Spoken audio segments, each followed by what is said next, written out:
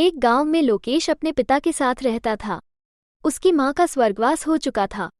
लोकेश के पिता रामेश्वर उसे पढ़ा लिखा कर बड़ा आदमी बनाना चाहते थे। यही उसकी मां का भी सपना था, जिसे पूरा करने की कोशिश दोनों बाप बेटे जी जान से करते थे। लोकेश का स्कूल बहुत दूर था, बीच में जंगल पड़ता था। वो सुबह जल्दी घर से निकलता था और जंगल के रास्ते स्कूल जाता था। एक दिन वो स्कूल से वापस आ रहा था। सुनसान जंगल में उसे कुछ आवाज सुनाई दी। वो डर गया, लेकिन हिम्मत करके आगे चलता रहा। भूत, लड़की कहाँ जा रहा है? लोकेश डरते डरते। तुम कौन हो? भूत, मैं इस जंगल का भूत हूँ, बहुत दिन से तुझे देख रहा हूँ। तुझे डर नहीं लगता? गांव वाले मेरे डर से इस जंगल में नहीं आते। लोकेश, डर तो लगता है, लेकिन स्कूल जाने का यही एक रास्ता है।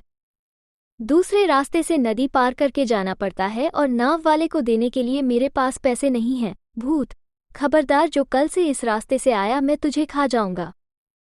लोकेश, लेकिन मुझे मारकर तुम्हें क्या मिलेगा? भूत, इस जंगल में मेरे अलावा कोई और नहीं रह सकता। लोकेश, मैं कौन सा यहाँ रहने आया हूँ?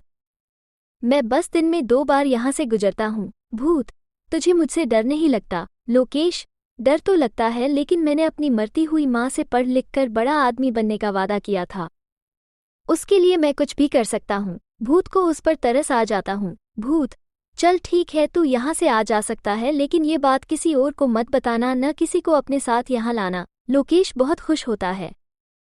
वो जल्दी से उस जंगल से निकलकर घर पहुँच जाता है। लोकेश अपने पिता को सब बताना चाहता था, लेकिन उसके पिता रामेश्वर जी यह बात जानकर उसे जंगल में नहीं जाने देते, इसलिए वो चुप रहता है। अगले दिन से वो डरते डरते जंगल से स्कूल आने जाने लगता है। कभी कभी उसे भूत की आवाज़ सुनाई देती। भूत उससे सवाल पूछता, जैसे तेरे पिता क्या करते हैं? आज स्कूल में क्या पढ़ाया? लोकेश भूत के सवालों के जवाब देता था। धीरे धीरे उसका भूत से डर निकल जाता है। अब वो हर दिन भूत से बातें किया करता था। एक दिन लोकेश ने भूत से पूछा, लोकेश, तुम भूत कैसे बन गए?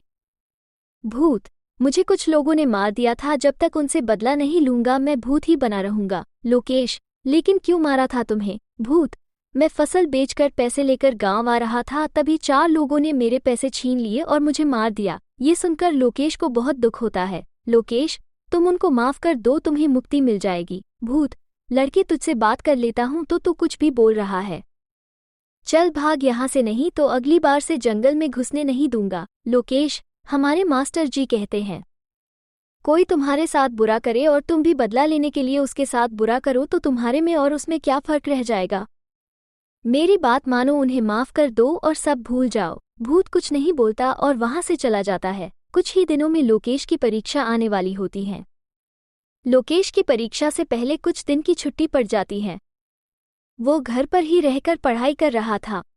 उसके पिता खेत पर गए हुए थे। तभी उसे भूत की आवाज़ सुनाई देती है।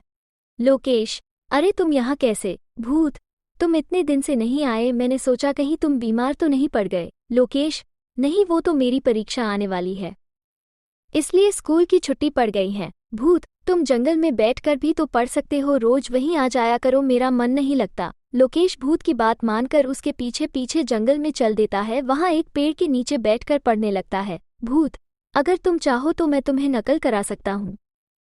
मैं तुम्हारे सामने कॉपी लेकर आ जाऊंगा, मुझे और कॉपी को केवल तुम देख पाओगे। तुम देखकर पेपर दे देना। लोकेश, नहीं, ये गलत होगा, मुझे अपनी क्षमता से पेपर देने चाहिए। नकल करके मैं कभी बड़ा आदमी नहीं बन सकता। भूत, मुझे माफ कर दो, मैं तुम्हारी मदद करना चाहता था। लोकेश, अगर तुम मदद करना चाहते हो तो सुनो, उन लोगों को माफ कर दो और मुक्त हो जाओ। भूत वहां से चला जाता है। कुछ देर में लोकेश भी घर आ जाता है। अगले दिन लोकेश के घर पर कुछ लोग आए थे जो उसके पिता से बात कर रहे थे। बाद में वे लोग चले जाते हैं। लोकेश, पिताजी, ये कौन थे? रामेश्वर जी, ये सब गुंडे थे, इन्होंने एक आदमी के पैसे छीनकर उसे मार दिया था।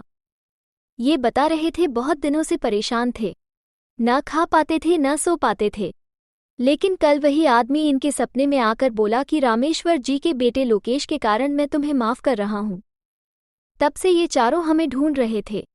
अब चारों जाकर पुलिस स्टेशन में पेश होने जा रहे हैं। पता नहीं ये हमें कैसे जानते हैं। लोकेश अपने पिता को सारी बात बताता है, जिसे सुनकर उसके पिता पहले तो डर जाते हैं, लेकिन जब वे शांति से सारी बात सोचते हैं तो लोकेश को लेकर जंगल में पहुंच जाते हैं। लोकेश भूत को आवाज देने लगता है लेकिन वहां कोई नहीं आता। रामेश्वर जी, बेटा वो अब मुक्ति पा चुका है, चलो अब घर चलें। लोकेश रोते हुए घर वापस आ जाता है। ये बात पूरे गांव में फैल जाती है। अब गांव के लोग बिना किसी डर के उस जंगल से आने जाने लगते हैं।